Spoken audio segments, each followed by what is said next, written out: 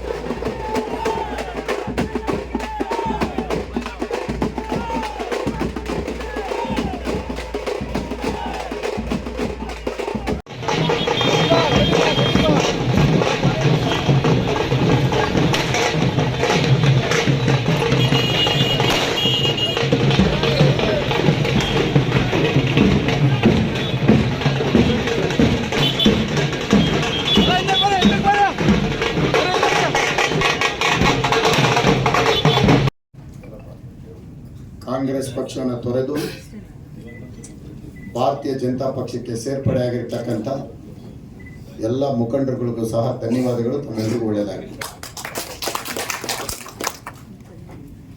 ಜೀವನದಲ್ಲಿ ಏನನ್ನ ಒಂದು ಒಳ್ಳೆ ಕೆಲಸ ಮಾಡಿದರೆ ಅದು ಭಾರತೀಯ ಜನತಾ ಪಾರ್ಟಿಗೆ ಸೇರಿದ್ರೆ ಮಾತ್ರ ಅದು ಒಂದು ಒಳ್ಳೆ ಕೆಲಸ ಅಂತ ನಾನು ಭಾವಿಸ್ತೀನಿ.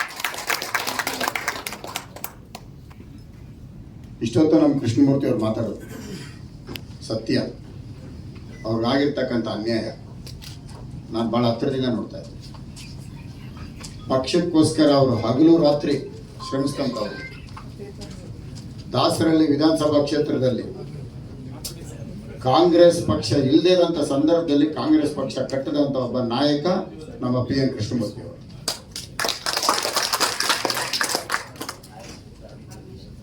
ಕೊರಟಗೆರೆನಲ್ಲಿ ಇಡೀ ಕ್ಷೇತ್ರ ಸಂಘಟನೆ ಮಾಡಿದ್ರು ಚುನಾವಣೆಯಲ್ಲಿ ಸ್ಪರ್ಧೆ ಮಾಡಬೇಕು ಅಂತ.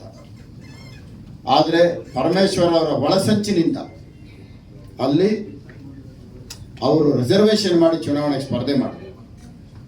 ಅದೇ ಕೊರಟಗೆರೆನಲ್ಲಿ ZP ಮೆಂಬರ್ ಆಗಿತ್ತು ನಮ್ಮ ಕೃಷ್ಣಮೂರ್ತಿ ಅವರು.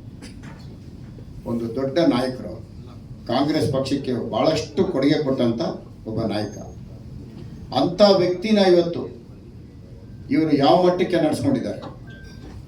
ಯಾರೋ ಒಬ್ಬ ವ್ಯಾಪಾರಿ, ಪಕ್ಷದ ಬಗ್ಗೆ ಗೌರವ ಇಲ್ಲ, ಪಕ್ಷನೇ ಗೊತ್ತಿಲ್ಲ, ಅವನ್ನ ಕರ್ಕೊಂಡು ಬಂದು ಅವನಿಗೆ ಟಿಕೆಟ್ ಕೊಟ್ಟು ದಾಸರಹಳ್ಳಿನಲ್ಲಿ ಇದ್ದಂಥ ಕಾಂಗ್ರೆಸ್ ಪಕ್ಷನ ಹಾಳು ಮಾಡೋಕ್ಕೆ ಎಷ್ಟು ಬೇಕೋ ಅಷ್ಟು ಮಾಡಿ ಇವತ್ತು ಕೃಷ್ಣಮೂರ್ತಿ ಅವರು ಮನಸ್ಸಿಗೆ ಬೇಜಾರು ಮಾಡಿದ್ರು. ಕೃಷ್ಣಮೂರ್ತಿ ಅವರು ಮಾತು ಹೇಳಿದ್ರು, ನನಗೆ ಯಾವುದೂ ಹುದ್ದೆ ಬೇಡ, ಯಾವುದೇ ಒಂದು ಯಾವ ರೀತಿನಲ್ಲೂ ಸಹಾಯ ಬೇಡ. ಭಾರತೀಯ ಜನತಾ ಪಾರ್ಟಿ ಯಾರೇ ಒಂದು ಕಾರ್ಯಕರ್ತ ಯಾವತ್ತು ಬಂದು ಸೇರಿದ ತಕ್ಷಣ ಪಕ್ಷದಲ್ಲಿ ಅವ್ರನ್ನ ಗುರುತಿಸಿ ಆಯಾ ಕಾಲಕ್ಕೆ ಭಾರತೀಯ ಜನತಾ ಪಾರ್ಟಿ ಅವ್ರಿಗೆ ಏನು ಗೌರವ ಕೊಡಬೇಕು ಅದು ಖಂಡಿತವಾಗ್ಲೂ ಕೊಡುತ್ತೆ. ಅದಕ್ಕೆ ಉದಾಹರಣೆ ನಾವು 17 ಜನನೇ ಸಾಕ್ಷಿ. ಚರಿತ್ರೆಯಲ್ಲಿ ಈ 17 ಜನ ಯಾವಾಗಲೂ ಇರ್ತಾರೆ. 17 ಜನ ಬಂದಾಗ ಪ್ರತಿಯೊಬ್ಬರಿಗೂ ಸಹ ಅವರ ಶಕ್ತಿ ಮೀರಿ ಪ್ರಯತ್ನ ಮಾಡಿದ್ರು ಮತ್ತೆ ವಾಪಸ್ ಕರ್ಕೊಳ್ಳೋಕ್ಕೆ. ಆದರೆ ಭಾರತೀಯ ಜನತಾ ಪಾರ್ಟಿ ಈಗ ಒಂದು ತುಂಬು ಕುಟುಂಬ. ಇಲ್ಲಿರ್ತಕ್ಕಂಥ ಅಭಿಮಾನ, ಇಲ್ಲಿರ್ತಕ್ಕಂಥ ಪ್ರೀತಿ, ಯಾವ ಹುದ್ದೆನೂ ಬೇಡ, ಯಾವ ಅಧಿಕಾರನೂ ಬೇಡ, ಆ ಪ್ರೀತಿ ಅಭಿಮಾನ ಸಾಕು ಅಂತ ನಾವು 17 ಜನ ಇಲ್ಲೇ ಉಳ್ಕೊಂಡಿದ್ದೀವಿ. ಅದಕ್ಕೆ ಎಷ್ಟು ಶಕ್ತಿ ಏನದು ನೀವೆಲ್ಲ ಅರ್ಥ ಮಾಡ್ಕೋಬೇಕು. ಇದು ಒಂದು ಒಳ್ಳೆಯ ಕುಟುಂಬ. ಅಧಿಕಾರನೇ ಎಲ್ಲ ಆಗಲ್ಲ, ಪ್ರೀತಿ ಅಭಿಮಾನ ಮುಖ್ಯ ಆಗುತ್ತೆ. ಅವ್ರೇನ್ ಮಾಡ್ತಾ ಇದ್ದಾರೆ ಕೊರಟಗೆರೆಯಲ್ಲಿ? ಏನ್ ನಿಮ್ ಕಾಂಟ್ರಿಬ್ಯೂಷನ್ ಏನು? ಸನ್ಮಾನ್ಯ ಪರಮೇಶ್ವರ, ನಿಮ್ಮನ್ನು ನಾನು ಕೇಳ್ತೇನೆ, ನಿಮ್ಮ ಕಾಂಟ್ರಿಬ್ಯೂಷನ್ ಏನು ಕೊರಟಗೆರೆಗೆ? ಯಾರಿಗಾದ್ರೂ ಒಬ್ಬ ಮೆಡಿಕಲ್ ಕಾಲೇಜ್ ಇಟ್ಟಿದ್ದೀರಾ, ಹಾಸ್ಪಿಟಲ್ ಇಟ್ಟಿದ್ದೀರಾ, ಆ ಬಡವರಿಗೆ ಒಂದು ಕರೆ ಕೊಟ್ರ ನೀವು? ನಾನು ನಿಮ್ಗೆ ಫ್ರೀ ಟ್ರೀಟ್ಮೆಂಟ್ ಮಾಡ್ತೀನಿ ಅಂತ ಹೇಳಿ ಆ ಬಡವರಿಗೆ ಏನಾದ್ರು ಒಂದು ಆಸೆ ತೋರಿಸಿದ್ರ ನೀವು? ನಿಮ್ ಜೊತೆ ಯಾರು ಇಲ್ಲ. ನಾನು ಕೊಟ್ಟಿಗೆರೆಗೆ ಕಾಲಿಕ್ತೀನಿ, ಮುನ್ರತ್ನವ್ರ ಆಶೀರ್ವಾದ ತಗೊಂಡು ಅಲ್ಲಿ ಕಾಲಿಕ್ತೀನಿ. ಬನ್ನಿ, ಅದು ಹೆಂಗೆ ನೋಡ್ತೀನಿ. ನೇರವಾಗಿ ಹೇಳ್ತಿದ್ರಿ, ಯಾರು ತೊಂದರೆ ಇಲ್ಲ. ನಾನ್ ಕಟ್ಟಿ ಬೆಳೆಸಿರ್ತಕ್ಕಂಥ ಕೊಟ್ಟಿಗೆರೆ, ನಾನು ಜಿಲ್ಲಾ ಪಂಚಾಯತಿ ಮೆಂಬರ್ ಆಗಿದ್ದಾಗ ಗ್ರಾಮಗಳಲ್ಲಿ ಹೋಗ್ತಾ ಇದ್ದೆ. ಅಂದಿನ ನಮ್ಮ ನಾಯಕರು ಜಾಲಪ್ನವರು MP ಗ್ರಾಂಟ್ ಎಲ್ಲ ಕೊಟ್ಟು ಉದ್ಧಾರ ಮಾಡೋರು.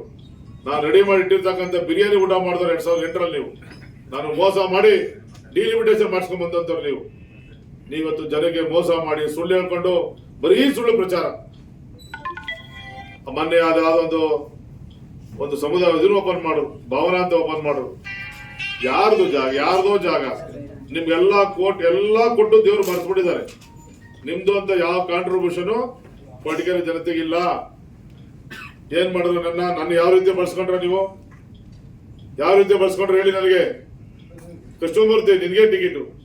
ಕೃಷ್ಣಮೂರ್ತಿ ಚೆನ್ನಾಗಿ ಕೆಲಸ ಮಾಡ್ತಾ ಇದೆ, ಮಾಡು. ನನ್ನ ದುಡ್ಸ್ಕೊಂಡು 5 ವರ್ಷ ಕಾಲ ದುಡ್ಸ್ಕೊಂಡು ನನಗೆ ಇವಾಗ ಕೃಷ್ಣಮೂರ್ತಿ ಅಣ್ಣ ತಮ್ಮದಿರಿಬ್ರು ಟಿಕೆಟ್ ಮಾರ್ಕೊಂಡ್ರು ಅಂತ ಹೇಳ್ತಿರಲ್ಲ. ನನ್ನ ಮೊಬೈಲ್ ರೆಕಾರ್ಡ್ ಇಲ್ಲ, ನೀವು ತೋರ್ಸ್ಬಿಡ್ತಾ ಇದೆ. ನನ್ಗೇನ್ ತೊಂದರೆ ಇಲ್ಲ. ಅಣ್ಣ ತಮ್ಮದಿರಿಬ್ರು ಮಾರ್ಕೊಂಡ್ಬಿಟ್ರು, B.Pharm ಅಂತ ಹೇಳಿದ್ರು ಪರಮೇಶ್ವರ್. ಇವಾಗ ನಿಮ್ಮನ್ನ ಸ್ಕ್ರೀನ್ ಕಮಿಟಿಗೆ ಮೆಂಬರ್ ಮಾಡ್ಕೊಂಡ್ರು. ಏನ್ ಉದ್ದೇಶ? ಪ್ರಾಮಾಣಿಕ ದುಡ್ದಂತವ್ರಿಗೆ ಸ್ಥಾನಮಾನ ಸಿಗ್ತೈತೆ ಅಂತ ನಾವು ಅನ್ಕೊಂಡ್ರು. ಆದ್ರೆ ನೀವೇನ್ ಮಾಡಿದ್ರ? ನಮ್ಮನ್ನ ದಾರಿ ತಪ್ಪಿಸಿ ನನ್ನ ಕೈಲಿ ಏನಿಲ್ಲ ಅಂತ ಮಾತುಗಳು ಹೇಳಿದ್ರ. ನೀವ್ ಯಾರಿಗಾದ್ರೂ ಇಡೀ ರಾಜ್ಯದಲ್ಲಿ ಒಂದು 10 ಜನ, ಒಂದು 20 ಜನ ನೀವು ಮುಖ್ಯಮಂತ್ರಿ ಆಗಾರಲ್ವಾ? ಇವತ್ತು ನಮ್ಮ ಕೊಟ್ಟಿಗೆರೆ ಜನ ಬಹಳ ಜನ ಇದ್ದಾರೆ, ದಾಸಹಳ್ಳಿ ಜನ ಇದ್ದಾರೆ, ರಾಜರಾಜೇಶ್ವರ ಜನ ಇದ್ದಾರೆ. ಕೊಟ್ಟಿಗೆರೆಯಲ್ಲಿ ಮಾತ್ರ ಯಾರೋ ನಿಮ್ಮ ಹಿಂಬಾಲಕರು ಮುಂದಿನ ದಿನಗಳಲ್ಲಿ ನಾನು ಮುಖ್ಯಮಂತ್ರಿ ಆಗ್ತಾರೆ ಅಂತ ಮಾತುಕೊಂಡ ಹೇಳ್ತಾರೆ. ನಾನು ಹೇಳ್ತೇನೆ, ದಯವಿಟ್ಟು ನಿಲ್ಲಿಸಿ. ಮುಖ್ಯಮಂತ್ರಿ ಆಗಂಗಿಲ್ಲ. ಜನಗಳ ಪ್ರೀತಿ ವಿಶ್ವಾಸ ಗಳಿಸ್ಬೇಕು. ನೀವು ಹಿಂದೆ ಉಪಮುಖ್ಯಮಂತ್ರಿ ಆಗಿದ್ದಾಗ, ನೀವು ಹೋಮ್ ಮಿನಿಸ್ಟರ್ ಇದ್ದಾಗ, ಅಲ್ಲಿಗೆ ಕೊಟ್ಟಿಗೆರೆಗೆ ನಿಮ್ ಕಾಂಟ್ರಿಬ್ಯೂಷನ್ ಏನ್ ಮಾಡಿದ್ರು? ಮಾತದು ಒಂದು ಇಷ್ಟಪದ ಬುಕ್ ಕೊಡ್ಸ್ಕೊಂಡ್ಬಿಟ್ಟು $2,500 ಕೋಟಿ ನಾನು ತಂದಿದ್ದೀನಿ ಅಂತ ಹೇಳ್ತಾರೆ. ಯಾರೇ 2,500 ಕೋಟಿ ನೀವು ಕೊಟ್ಟಿದ್ದು?